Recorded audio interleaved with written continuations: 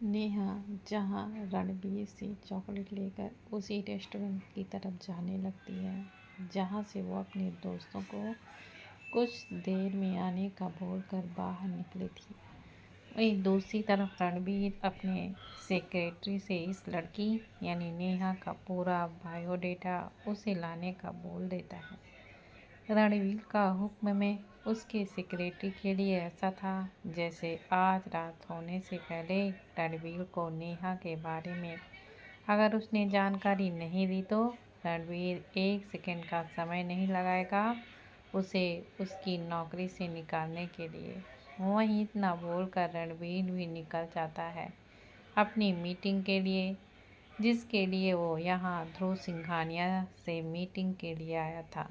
इत्तेफाक से ध्रुव और रमन ने तुरंत ही दिल्ली पहुंचकर अपनी होने वाली मीटिंग संभाल ली थी और उनके अगले प्रोजेक्ट में उन्हें पार्टनरशिप के तौर पर रणवीर का साथ भी मिलने वाला था।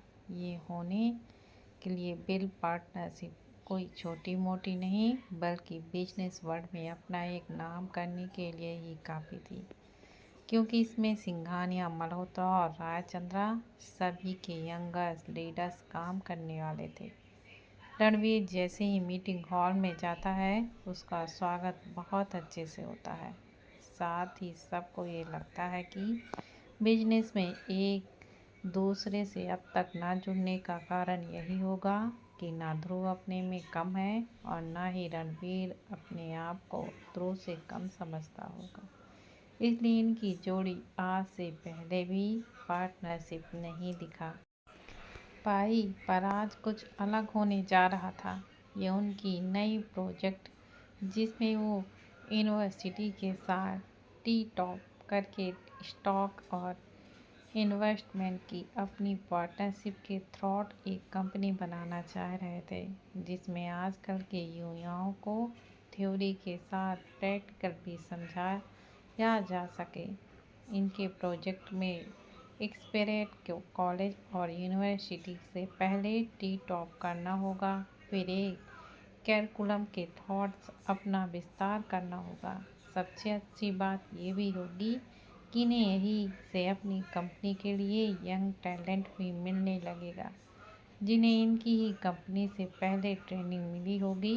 इस प्रोजेक्ट का नाम था मर्डर योर फाइनेंस। ये प्रोजेक्ट अकेले ध्रुव ने नहीं बल्कि इसमें कुछ कंट्रीब्यूशन रमन ने भी दिया था, जो कि कुछ शेयर परसेंट के लिए। पर ध्रुव के वेरिएशन दिमाग ने ये सोच लिया था कि अगर देश के फाइनेंस कंपनी ही बना ली जाए जिसमें उन कंपनी के लीडर्स उनमें पार्टनरशिप में हो, जिनमें लोगों को पहले से ही विश्वास हो, या यूँ कहा जाए कि उनकी ब्रांड वैल्यू उनके नाम से ही बनती हो, तो उनके कंपनी को ज़्यादा टाइम नहीं लगेगा ऊंचाइयों तक पहुंचने में। साथ ही ध्रुव सबसे पहले इस प्रोजेक्ट को अपने कॉलेज में ही लॉन्च करना चाहता था, इसलिए उसने ये बात रणबीर के सामने भी रख दी थी। पर रणबीर ध्रुव के इस मास्टर इंडिया पर पहले से ही फिदा हो गया था। वैसे भी वो ये जानता था कि ध्रुव सिंघानिया उस अकेले को लेने के लिए मरा नहीं जा रहा होगा, पर अगर उसने भी अपना हाथ इस प्रोजेक्ट में डाल दिया तो एक टाइम में वो ध्रुव को उसी के कंपनी में आकर टक्कर दे पाएगा। रणवीर एक बात अच्छे से जानता था कि अगर अपने आप को बहुत आगे लेकर जाना हो तो सबसे पहले अपने दुश्मनों को समझ लो, ताकि बाउंस बैक करने में उन्हें एक पल की भी देरी ना लगे। ध्रुव ने अब तक ये प्रपोजल में खुद का 51% शेयर बता दिया था, क्योंकि आइडिया तो उसी का था। साथ ही बाकी को पार्टनरशिप को प्रॉफिट पर होगी वो उन तीनों पर होगी। बाकी कंपनी का सोल राइट वो किसी को भी नहीं देगा। पर ये सुनकर तो रमन मान गया, पर रणबीर को ये बात हजम नहीं हुई। रणबीर ध्रुव से बोलता है, I know you can start this business without any one of us, लेकिन मुझे प्रॉफिट से नहीं बल्कि कंपनी के शेयर ज़्यादा चाहिए। चाहे उसके लिए मुझे कोई भी अमाउंट क्यों ही ना देना पड़े। मेरे बिना काम तो हो जाएगा, पर जो काम 1 साल के अंदर हो जाता है उसे शायद तुम्हें अकेले बनाने में 3 से 5 साल तक लगभग लग जाएंगे। अब तुम्हारे हाथ में है, आइडियल कहाँ लेकर जाओ। मैं अभी प्रोजेक्ट साइन कर सकता हूँ, बल्कि कल ही कॉलेज के ट्रस्टी के लिए काम भी शुरू कर सकते हैं। पर मुझे सिर्फ 25% नहीं चाहिए। Make it's 35, 35, 30।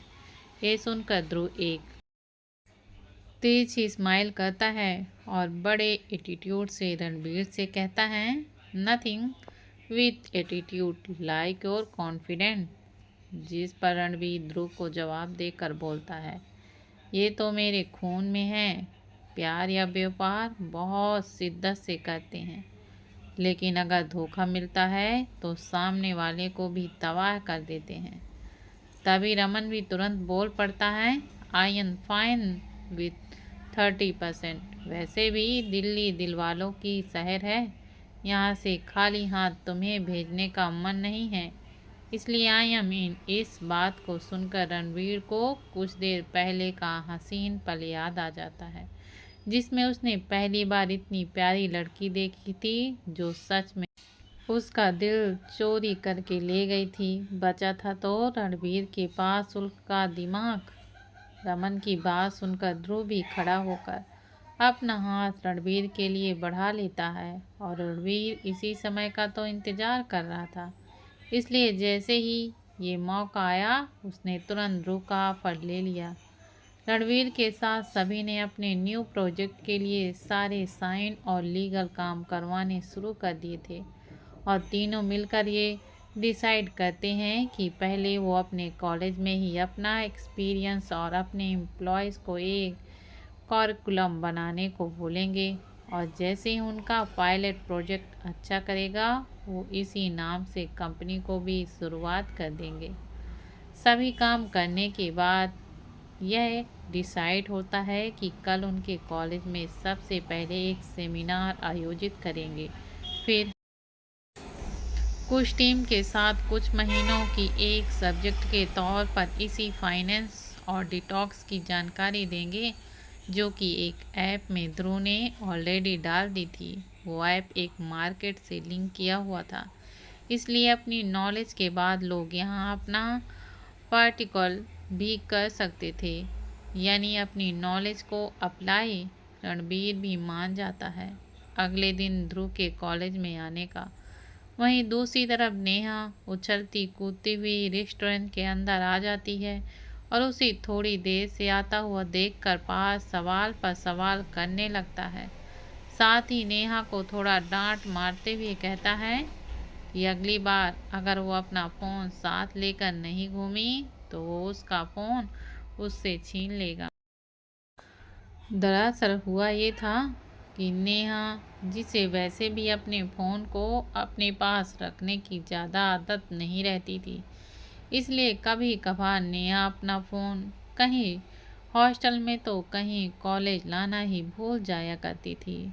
जैसे कि यार नेहा को जब बाहर वो लड़का दिखा तो उसने अपने फ़ोन पर ध्यान ही नहीं दिया और वह तुरंत ही बाहर निकल गई।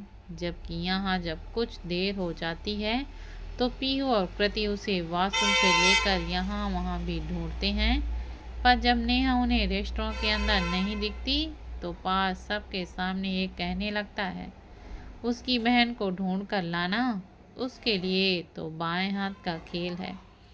जैसे ध्रुव के लिए बात को ढूंढ कर लाना आसान होता था, पर यहाँ पर बात का पोपट ही बन जाता है, क्योंकि उसे बिल्कुल भी नहीं पता था कि ध्रुव ने उसके कई सामानों पर ट्रैकिंग डिवाइस लगा कर रखी है।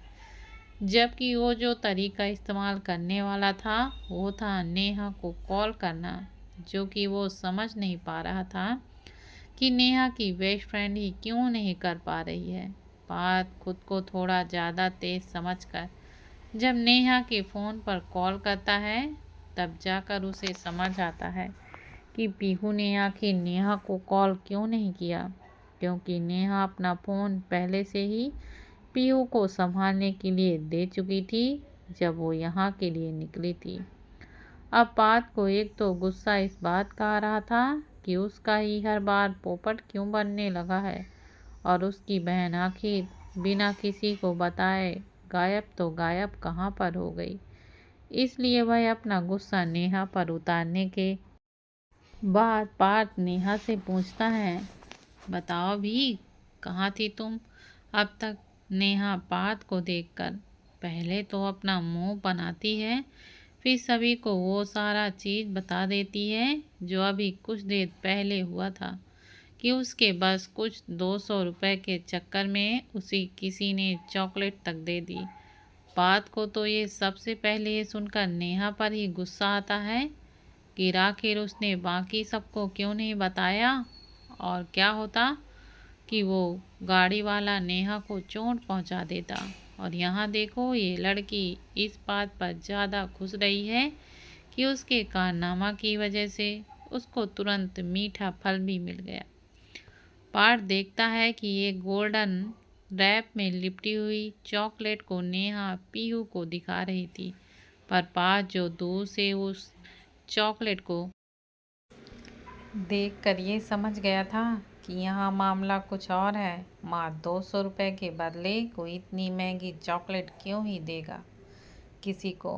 पार्थ तुरंत नेहा के पास आकर ये कंफर्म करना चाहता था कि जो वो सोच रहा है सही है या नहीं, इसलिए उसने नेहा के हाथों से वो चॉकलेट छीन ली।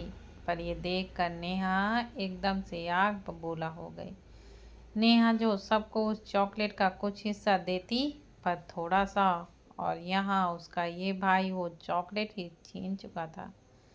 नेहा तुरंत पास से अपनी चॉकलेट को वापस मांगती है, पर पार्थ तुरंत उसे इग्नोर करके उस चॉकलेट को देखने लगता है, और उसकी डिटेल देखते देखते पार्थ के चेहरे से ये साफ दिखाई दे रहा था कि वो खुश नहीं बल्कि थोड़ा सा नाराज लग रहा था। नेहा जब बार बार मांगने पर भी चॉकलेट नहीं मिली तो पार्थ के पैरों पर अपना पैर मारती है। ये देखकर तो पार्थ नेहा से चिढ़कर कहता है कि अब तो वो भूल जाए ये चॉकलेट, कैसे हिम्मत कैसे हुई उसे पार्थ को मारने की। पर यह कहना था पार्थ का कि नेहा सिर्फ लातों का नहीं बल्कि अपने हाथों का भी अच्छे से इस्तेमाल कर रही थी। और जब देखती है कि पार्थ इतने पर भी नहीं दे रहा है तो नेहा पार्थ के बालों पर अटैक करती है।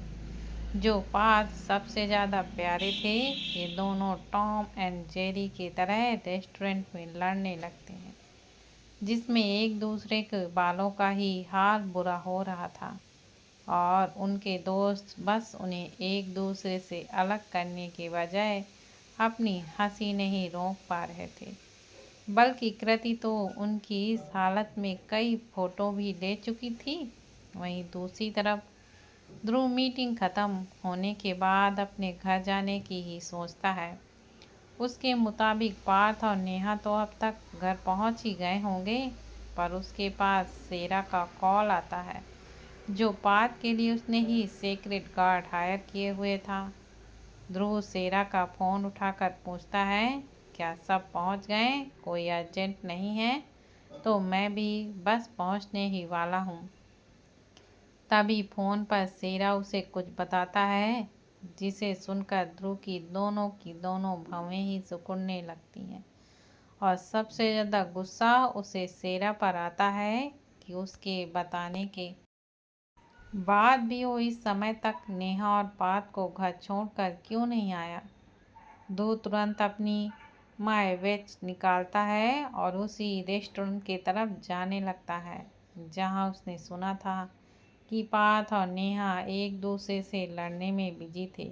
उसे नहीं पता था कि क्या कारण होगा कि उसका बेवकूफ़ भाई उस बेवकूफ़ जुहिया से लड़ रहा है, जबकि जब से उसने नेहा को अपनी बहन माना था तब से वो कई बार तो ध्रुव के खिलाफ भी जाया करता था। जब भी ध्रुव नेहा को कुछ बोलने की कोशिश करता, उधर रमन और रणबीर भी अपने घर के लिए निकल चुके थे। साथ ही रणबीर मीटिंग के बाद अपने सेक्रेटरी की मीटिंग लेने लगता है और जहां उसने शुरुआत में एक बहुत बड़े होटल को ही अपने रुकने के लिए बुक करा लिया था, वो होटल उसके मीटिंग प्लेस के पास था। इसलिए रूम में पहुंचने पर सबसे पहला काम रणबीर ने ये किया कि अपने सेक्रेटरी से पूछने लगा कि क्या पता चल गया उस लड़की के बारे में जिससे वो आज टकराया था। उस सेक्रेटरी के लिए कुछ समय में इंफॉर्मेशन निकालना मुश्किल होता, पर थैंक्स तो कार इन बुलेट कैमरा जिसमें नेहा की फ़ोटो कैप्चर हो गई थी। साथ ही उसी फ़ोटो के द्वारा नेहा के बारे में जानकारी निकालना आसान हो गया था। वैसे भी नेहा अपने सोशल मीडिया में काफ़ी एक्टिव रहती थी, इसलिए उसके फेसबुक अकाउंट से ये पता चल गया था कि ये लड़की कहाँ की है और किस कॉलेज में पढ़ती है। वो सेक्रेटरी प्राउडली अपने बॉस के सामने एक फाइल रखता है जिसमें नेहा की सभी जानकारी लिखी थी। साथ ही उसमें पहले ही पन्ने पे नेहा की अब तक की करी गई सभी ऑनलाइन पोस्ट की तस्वीरें भी थीं। रणवीर खुशी से जब ये सुनता है तो सबसे पहले पन्ना की खोल कर देखता है और उसमें रखी तस्वीरों को देखकर उसकी आंखों को सुकून भी मिलने लगता है। यही तो वो चाह रहा था। रणबीर को भी नहीं पता था कि एक नज़र में ही भी उस लड़की ने उसके पूरे दिलो दिमाग पर कब्जा कर लिया था, और वो भी इस हद तक कि जब ध्रुव ने कहा था कि वो अपना प्रोजेक्ट कॉलेज में पहले ट्रायल पर रखने वाले हैं तो वो मान गया था, ये सोचकर कि वो सुबह वाली लड़की देखने में ही एक कॉलेज स्टूडेंट लग रही थी। शायद उसे वो लड़की दोबारा किसी कॉलेज में ही देखने को मिल जाए। रणवीर एक्साइटमेंट में अपने सेक्रेटरी को अपनी तफ्तीश बताने के लिए बोलता है, पर उसका ध्यान बस नेहा की खूबसूरत फोटो पर ही था। नेहा ने कई तस्वीरें अपने शहर में डाली थी, साथ ही अपने फ्रेशर के जीतने वाली तस्वीर भी वहाँ थी जिसमें वो डेट ड्रॉपिंग गॉर्जियस लग रही थी। वो सेक्रेटरी बताने लगता है, नेहा वर्मा उम्र अभी इसी महीने 18 की हुई है, देहरादून की लड़की है, अपने स्कॉलरशिप पर देश के सबसे बड़े कॉलेज में एडमिशन ले चुकी है, एक्सट्रीमली टैलेंटेड, पढ़ने में भी brilliant, winner of college pressure intra and intra college के सिंगिंग और डांसिंग दोनों कंपटीशन की अकेली विजेता। नेहा नेहा का नाम सुनकर रणबीर के चेहरे पर एक हल्की सी मुस्कान आ जाती है। साथ ही नेहा की दिवाली की कुछ खूबसूरत तस्वीरों को अपने सीने के पास रखकर उसे बहुत खुशी मिलती है। साथ ही अपनी नेहा के बारे में इतना अच्छा सुनकर उसे ऐसा लगता है कि उसके जैसे परफेक्ट इंसान के लिए ही शायद भगवान ने उसे अब तक किसी के प्यार में नहीं गिराया। अब जब रणबीर नेहा को पहली नज़र में ही अपना दिल दे बैठा था, तो अब उसके प्यार में गिरने से उसे कौन रोक सकता था।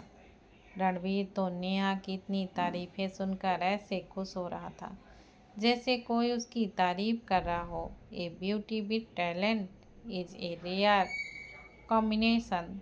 इस देश में ऐसे बहुत कम लोग हैं। लेकिन अपने सेक्रेटरी की आगे की बात सुनकर उसका गुस्सा एकदम से बढ़ने लगता है जब उसे पता चलता है कि कॉलेज के ऑलमोस्ट सारे लड़कों की पहली क्रश नेहा है। उस सेक्रेटरी ने जब नेहा के बारे में जानकारी निकालती थी तो उसने उस कॉलेज के कई कन्फ्यूजन पेज भी देख डाले थे जिसमें सबसे ज़्यादातर बातें नेहा के लिए ही रहती थीं।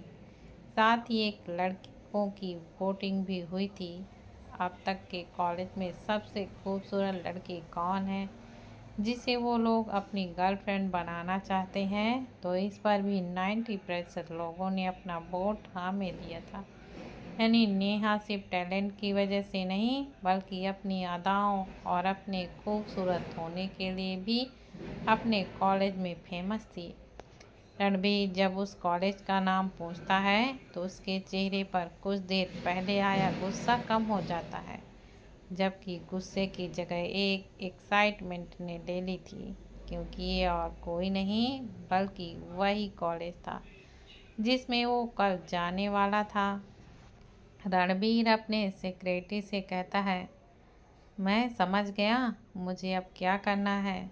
सबसे पहले मेरे लिए मेरा विला खरीदी दो जो नेहा के कॉलेज के पास हो। साथ ही अब हमारा बिजनेस यहीं से होगा, इसलिए अपने सारे काम यहाँ से कल से ही हो वैसा प्लानिंग करो, और कल मेरी मीटिंग नेहा के बिल्कुल करीब हो ऐसा प्लान करो, या फिर किसी भी तरह कल नेहा को मेरे पास लेकर आओ, बाय हुक और बाय क्रुक।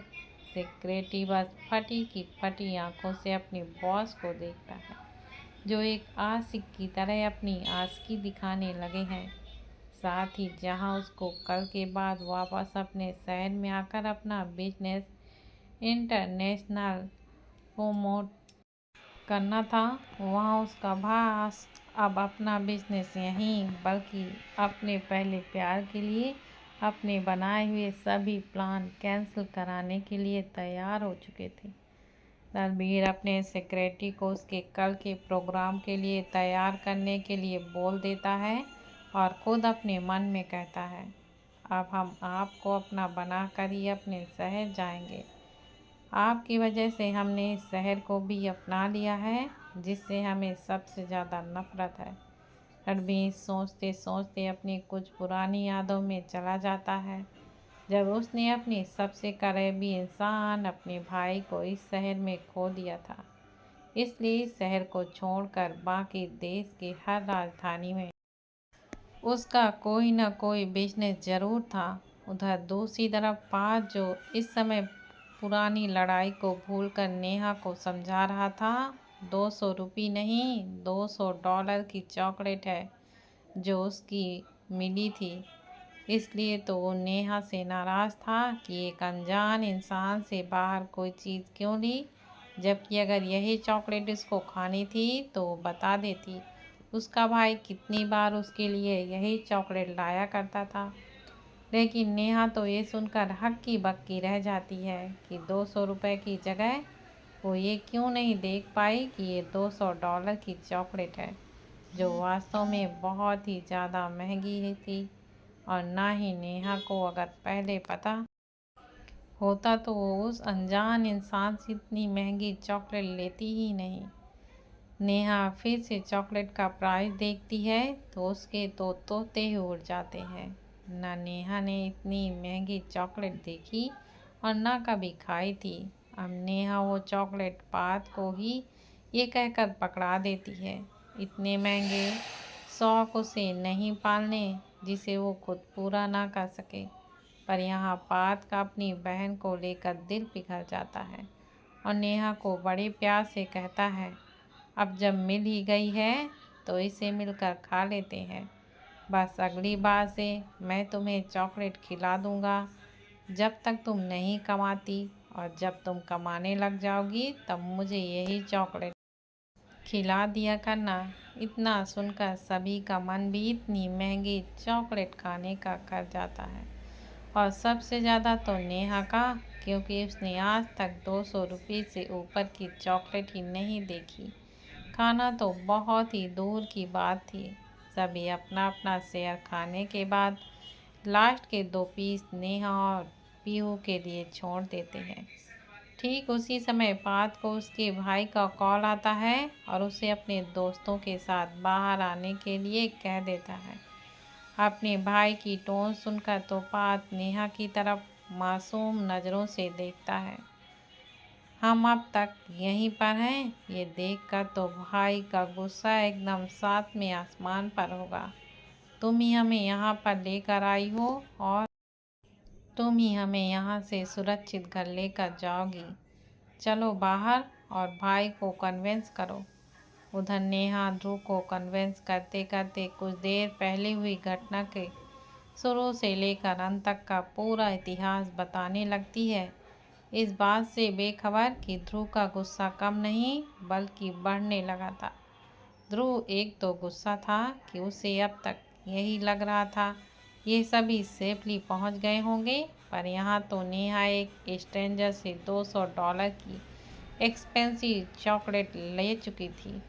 ध्रुव की गाड़ी के पीछे पार्थ और बाकियों के लिए गाड़ी भी आ गई थी, पर ध्रुव स्ट्रिक्ट टोन में नेहा से बोलता है, गेट इन द कार। अब ध्रुव की बात तो उसका भाई भी नहीं काट सकता था। बेचारी नेहा क्या ही करती, इसलिए पीछे वाली सीट में बैठने को होती है कि ध्रुव उसे आगे बैठने का इशारा करता है, और जैसे ही नेहा बैठती है वो कार हवा से बातें करते हुए वहाँ से गायब हो जाती है। उसी के पीछे सेरा अपने बॉस का हुक्म मानकर बाकियों को उनके हॉस्टल पहुंचाने का काम करने लगता है। उधर ध्रुव नेहा को उसके हॉस्टल नहीं बल्कि कहीं और लेकर जा रहा था। ये देखकर नेहा को पहले थोड़ा सा डर लगता है, पर अपने बगल वाले शख्स को देखकर उसका डर तो भाग जाता है, पर एक अजीब बेचैनी उसको घेरने लगती है। उस बेचैनी के कारण नेहा को अपने हाथ में पकड़ा हुआ अपना चॉकलेट शेयर याद आता है। इसलिए जैसे ही नेहा उस चॉकलेट के रैपर को खोलने लगती है, ध्रुव की पकड़ हैंडल पर कसने लगती है। ये लड़की अब उसके सामने किसी अनजान आदमी की दी हुई चीज़ें खाने जा रही है। साथ ही कुछ देर पहले कैसे नेहा उस आदमी की तारीफ भी करने में लगी हुई थी कि वो आदमी हैंडसम। क्या ध्रुव नेहा के दिमाग से अनजान इंसान के हैंडसम होने की बात निकाल पाएगा? ध्रुव होने लगा है उस अनजान इंसान से जलस। क्या रणबीर और नेहा दोबारा मिल पाएंगे? आखिर वो क्या वजह है रणबीर की इस तरह से दुश्मनी का?